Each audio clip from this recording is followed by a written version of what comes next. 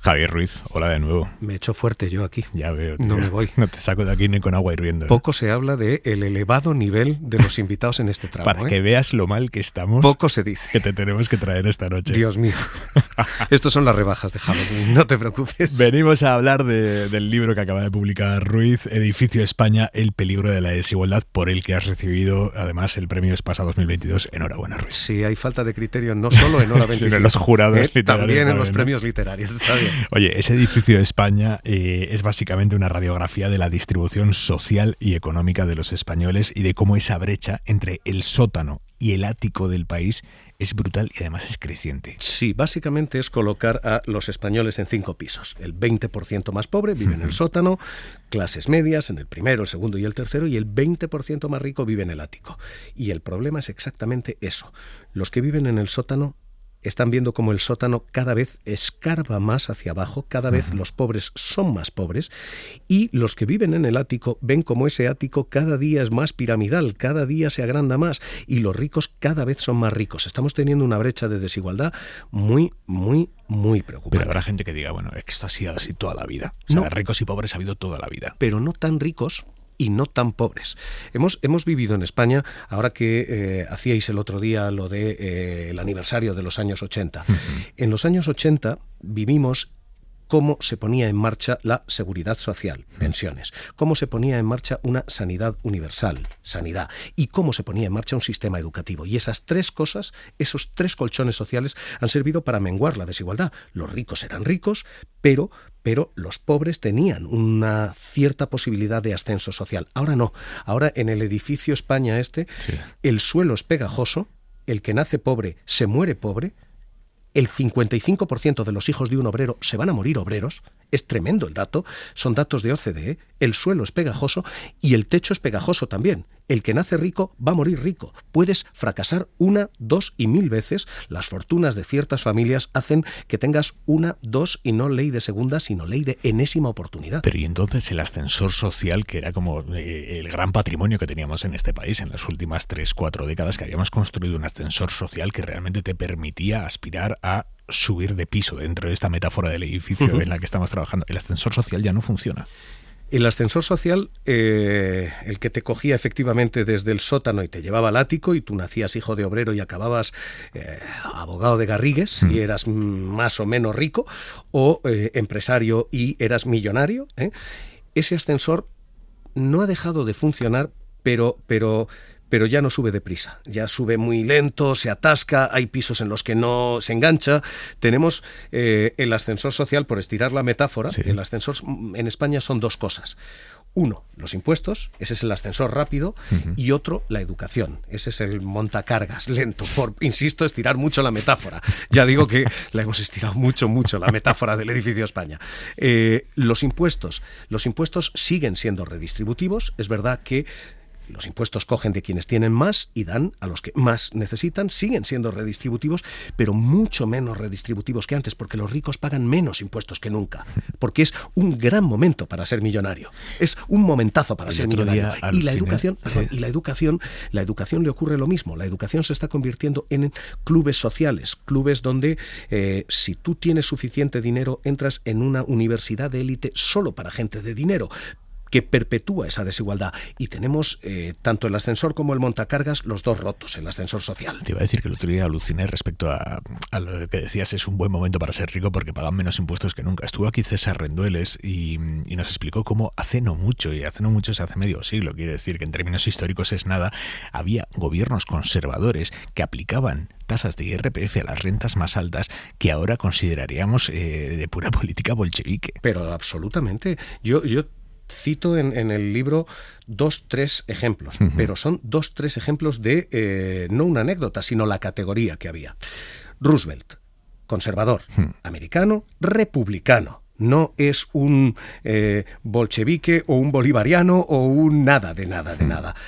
80% de impuestos a los millonarios. 80%.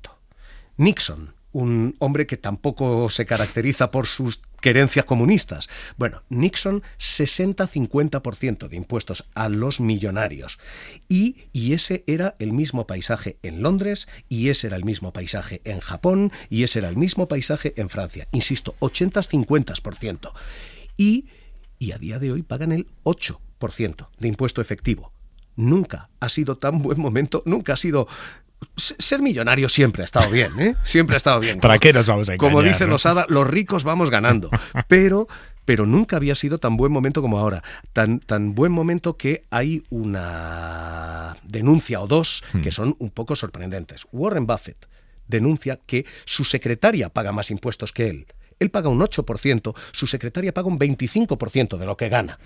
La secretaria de Warren Buffett, de un milmillonario, paga más impuestos que el milmillonario. Y Biden lo ha hecho público hace 2-3 semanas, que decía, los millonarios pagan un 8%, los bomberos un 28%. Tenemos un problema. ¿Cómo se llega a que un millonario pague un 8%? Quiero decir, ¿cuáles son las técnicas de elusión fiscal y de todo tipo de maquinaria fiscal que se montan en su entorno para que lleguen a pagar un 8%, que es la nada? Se llega primero capturando al regulador. Esto ha pasado y esto lo pagamos todavía a día de hoy. Se capturó al regulador en los años 80 y con Reagan y con Thatcher. En aquel momento, los gobiernos más republicanos y conservadores de Estados Unidos y de Europa aplican una cosa que es bajar impuestos y desregularlo todo. Y aquello genera una cierta inercia. Aquello coge a los dos gobiernos en un momento de subida del ciclo. Y lo que pasó es que aquella subida del ciclo se reinterpretó. Y entonces se dijo, no, como hemos bajado los impuestos a los millonarios, se ha reactivado la actividad. No, la actividad se ha reactivado pese a que usted ha bajado impuestos a los millonarios. Y ese fue el primer paso. A partir de ahí se entra en segundo paso, una competencia fiscal. Todos los países empiezan a decir, si yo bajo un poquito más, se van a venir a vivir aquí.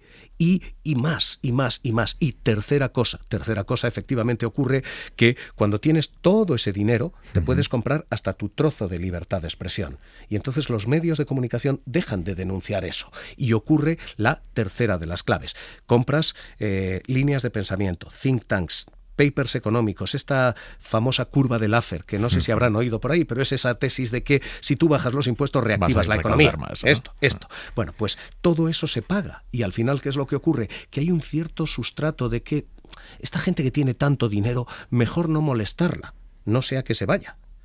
Que se vayan. Si no contribuyen, que se vayan. Pero lo mejor de todo es que tampoco se van. Yo cito en el libro a Gerard Depardieu. Gerard Depardieu se fue de Francia a Rusia. Estoy convencido de que Gerard Depardieu tiene que estar felicitándose a sí mismo por escoger semejante sitio de seguridad jurídica como Rusia para tener todo su dinero. En fin. Dices en el libro, hay una frase que me llama mucho la atención, dices, en términos reales, las nóminas llevan congeladas desde 1979. Explícame esto. Esa es la gran glaciación salarial. Las nóminas han subido. No nos engañemos, los precios han subido y las nóminas han subido. Pero los precios han subido más. Las nóminas no han subido para mantenerte con el poder adquisitivo que tenían. Pero eso estamos hablando de este último año en el que la inflación ha sido disparada. No, antes. Esto llevamos 4 décadas largas ya. Esa es la gran glaciación salarial. Ha habido 2, 3... Esto es como estudiar los dinosaurios. Cuando uno estudia los dinosaurios salariales...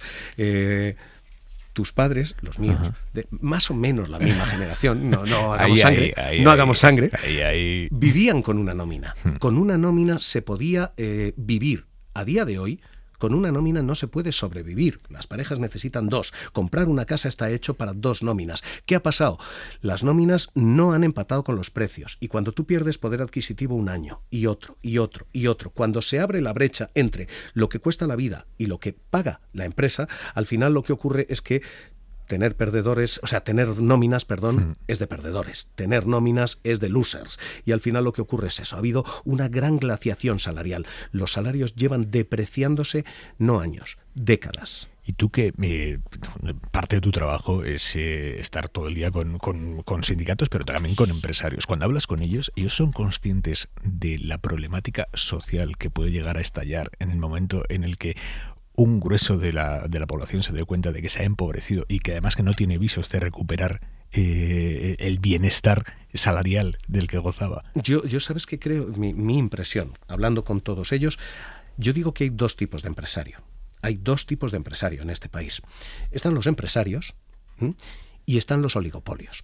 Los empresarios son todos esos que la derecha llama tanto de decir los que suben la persiana de España. Esos son los empresarios. Esa gente paga lo que puede. Por lo general, sus plantillas son casi sus familias.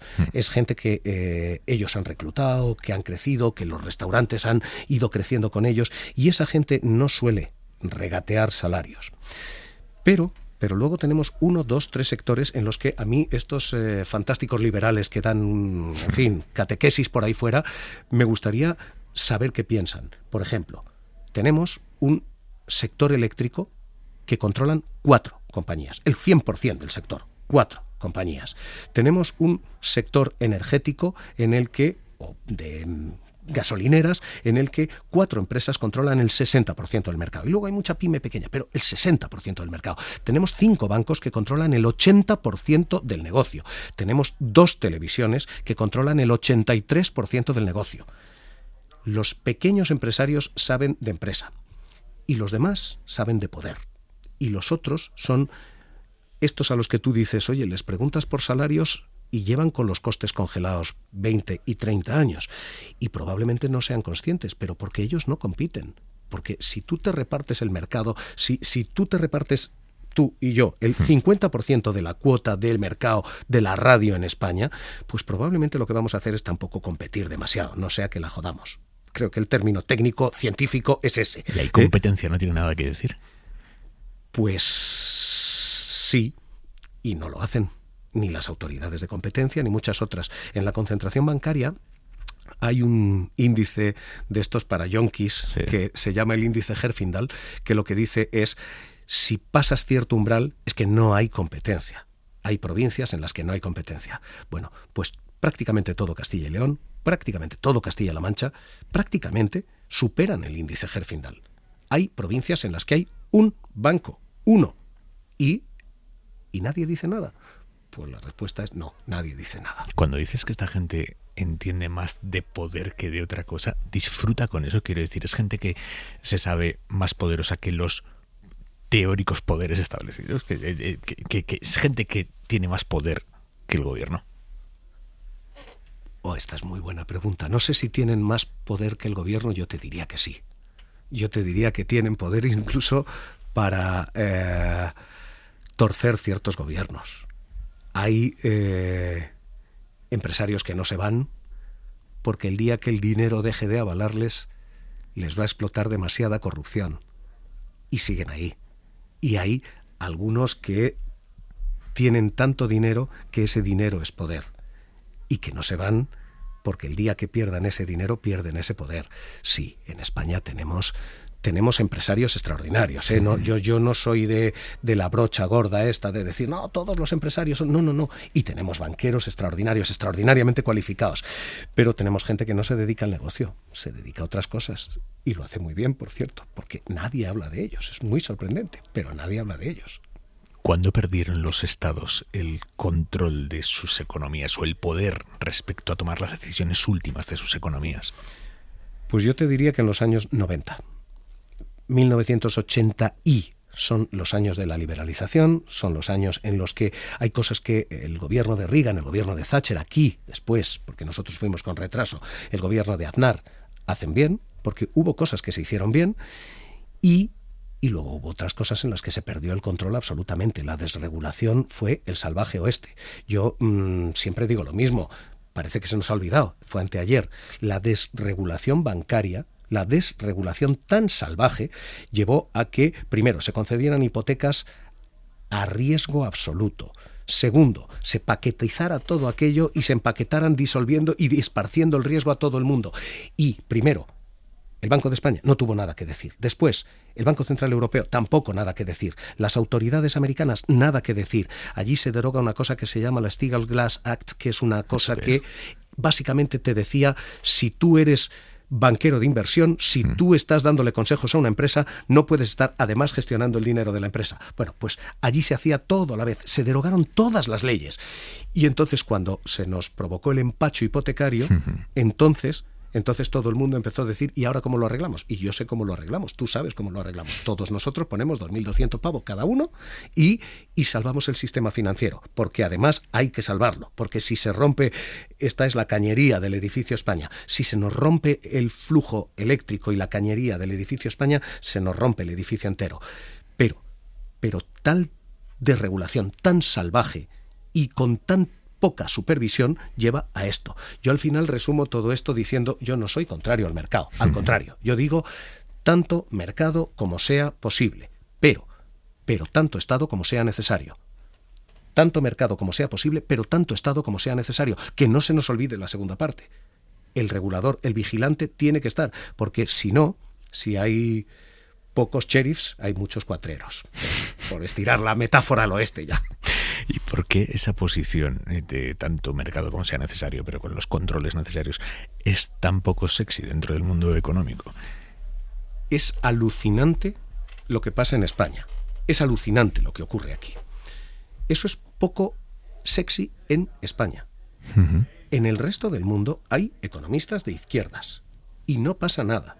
Y el consenso de Washington está más a la izquierda de lo que está aquí en España. Ahora mismo el Fondo Monetario, la OCDE, el Banco Central Europeo, el Banco Mundial, todos ellos te están diciendo hay que gastar y hay que salvar a los pobres. Y te están diciendo, y los ricos tienen que pagar más. Aquí en España no. Aquí en España el discurso de la derecha está tan a la derecha que cualquier cosa, no te digo al otro extremo, al otro lado, es comunista. Cualquier cosa es comunista. Yo que hago el hora 25 de los negocios, ya has viendo que hoy he lanzado una OPA sobre tu otra media hora. Pero escucha, aquí vamos a terminar, ¿eh? Bien, a partir perfecto, de las 10 perfecto, no te quiero ni ver. Es lo que te iba a decir. Bueno, no, mentira, que esta noche quiero que vuelvas a entrar. Es lo que te iba a decir, después. yo aspiro a comerme el ágora también. Hoy que aspiro a comerme el ágora. Yo no me considero a mí mismo ni un comunista, ni un rojo radical. Es más, creo que soy bastante moderadito en esto. Yo tengo una amiga que me dice, tú no eres rojo, tú eres rosa palo. Bueno, pues yo digo lo mismo.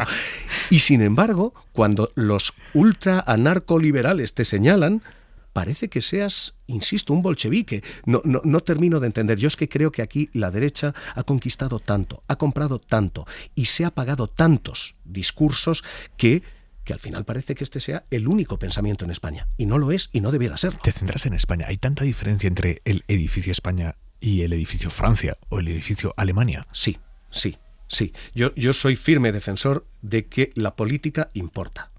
Yo, frente al discurso de es todos que son todos iguales, estos son todos iguales, es que mentira. La política importa y los distintos gobiernos y las distintas políticas dan resultados distintos. Y nos ha pasado. Francia tiene una tijera que se cierra. Es brutal, porque se han impuesto gravámenes a las grandes fortunas, se ha puesto sobre todo un impuesto a la empresa, se han puesto cuestiones a las grandes compañías, a los que de verdad tienen que pagar, y eso ha cerrado la desigualdad. En España no. Y en España la desigualdad se ha abierto. Y es literalmente una tijera que se cierra frente a la nuestra, que es una tijera que se abre. Entonces, ¿qué me dices? Que se le han puesto gravámenes a los ricos y no se han ido de Francia. No. Vaya, Bueno, se nos fue Gerard Depardieu y ahí siguen. Y yo digo una cosa, que es que además hay una cosa que parece que lo estás diciendo. Sí. Existe en Europa un movimiento que escucharás en breve en hora 25 de los negocios, ya te lo adelanto, de millonarios que quieren pagar. Ajá. Hay un movimiento que se llama Tax Me Now. Y son 1.000 millonarios que lo que dicen es, no, yo no quiero heredar los 6.000 millones de mi padre. Yo quiero heredar 600. Y todavía tengo dinero para vivir yo y mis nietos y mis tataranietos. El Estado tiene que quedarse con algo de eso, con algo de ese impuesto de sucesiones. Insisto, son los que tienen el dinero, los que están diciendo, oiga, es mejor arreglar el sótano que blindar la puerta del ático. Es mejor reparar a la gente por abajo que arriesgarnos a que sea tal la desigualdad que al final haya que tomar el ático al asalto porque tienes una rebelión del hambre. Esta de las rebeliones del hambre lleva pasando desde la Revolución Francesa. Yo creo que las desigualdades extremas solo nos han llevado a grandes catástrofes en la historia, con lo cual es mejor reparar el sótano, es mucho más inteligente reparar el sótano que tener que blindar el ático. Dime la verdad, ¿en qué momento del día has escrito este libro?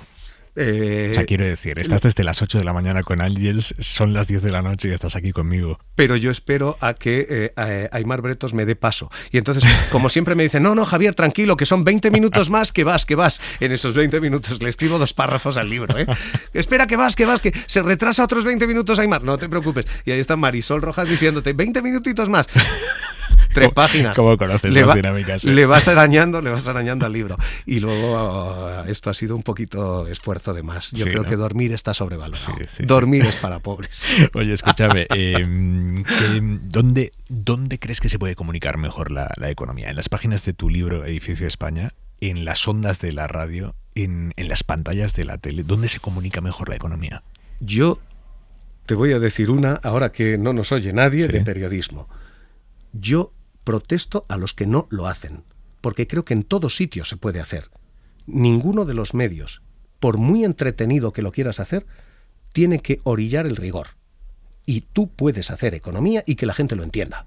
Porque si tienes que pintar el Edificio España y pintar los 5 pisitos, pintas los 5 pisitos, pero se puede entender que hay quintiles de renta, que hay gente que vive abajo y no es necesario hablar en analisto, para que te, en fin, respeten. No, se puede hacer entender. Yo cito siempre a Paul Krugman. Paul Krugman es un tipo que es premio Nobel de Economía y que si no sabes de economía y lo lees, lo entiendes. ¿Dónde se puede hacer? Donde uno quiera.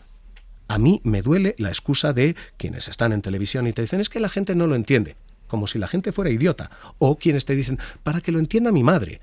Pero tu madre que es boba. Tu madre lo entiende igual que lo entiendes tú. Esas argumentaciones de es que esto es muy complicado. Muy complicado para ti, pero si nos dejas explicarlo y, en fin, si permites que la gente se forme, la gente se forma y se informa. Con lo cual, creo que cada una tiene su profundidad, pero que ninguna de ellas está reñida con el rigor. Y en esto, ahora que no nos oyen, Nacho, que nos está escuchando, hay que agradecer a algunos editores que se apelliden Bretos el que abran hueco para estas cosas. Ups. Esta se ha notado, ¿no? Esta se ha notado el peloteo aquí. Oye, ¿y cómo funciona la economía respecto a las audiencias? Porque en la radio todos sabemos que tenemos un sistema de audiencias que se mide a largo plazo, pero por ejemplo en la tele, los que habéis currado en la tele, al día siguiente tenéis una curva exacta de las audiencias en este momento estábamos haciendo tal pantalla de cuestiones económicas y ahí la audiencia ¿qué hace? ¿Sube o baja? Yo te digo mi experiencia y luego te digo mi experiencia y mi realidad. La experiencia es que estas cosas suben, que si haces que se entienda, si la gente lo comprende, lo que te importa te interesa. Esta es mi lectura con esto. Todo lo que te importa te interesa. Con lo cual, esto no interesa. No. Si te afecta, te interesa. ¿Te afecta cómo pagar la hipoteca? Te interesa, sube la curva. ¿Te afecta cómo te va a afectar tu pensión?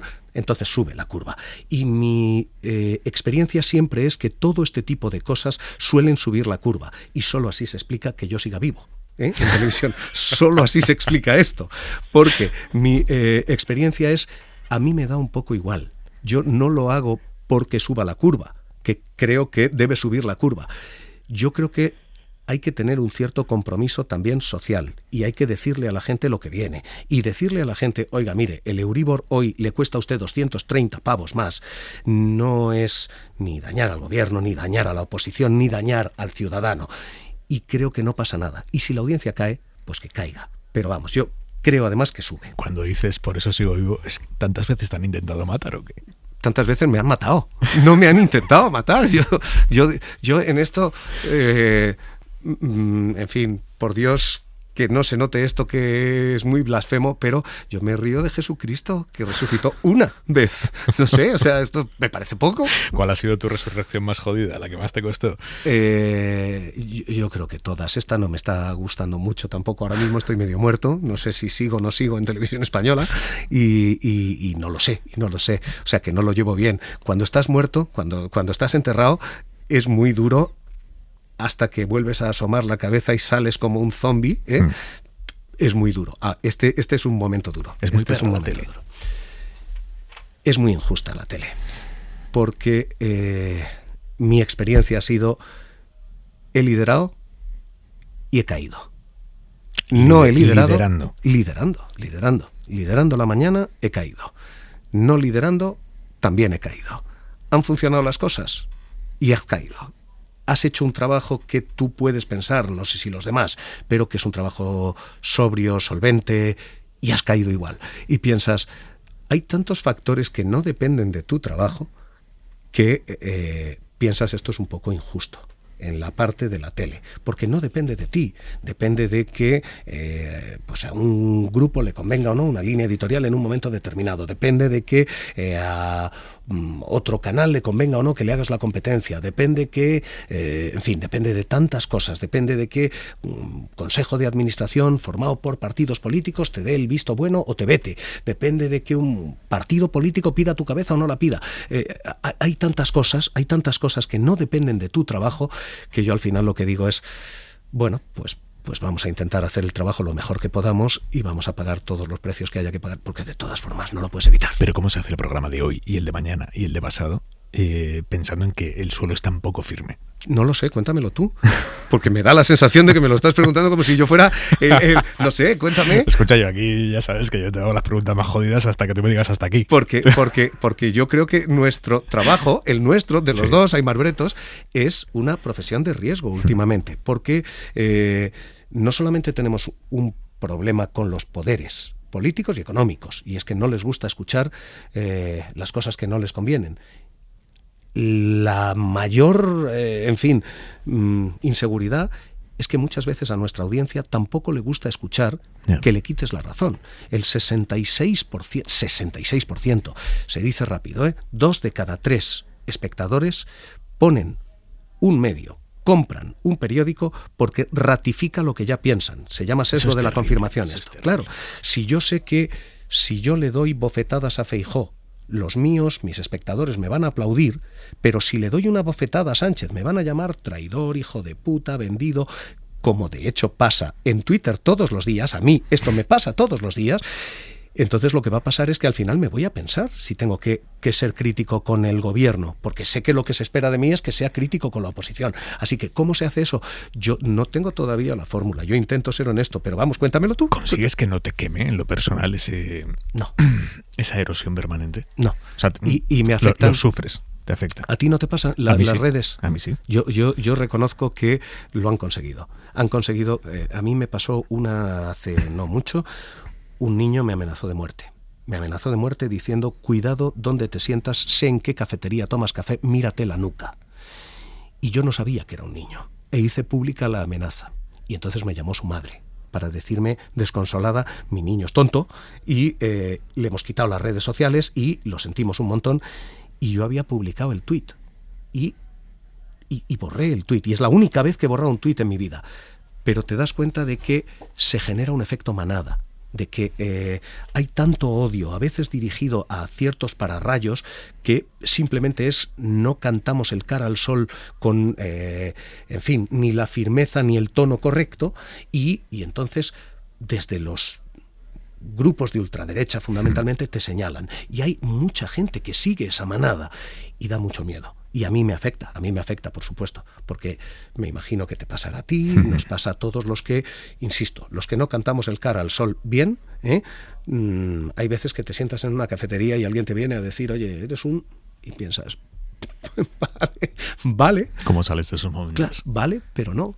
Claro, esta es la historia. Tú dices, si yo te digo lo mismo, vamos a acabar muy mal.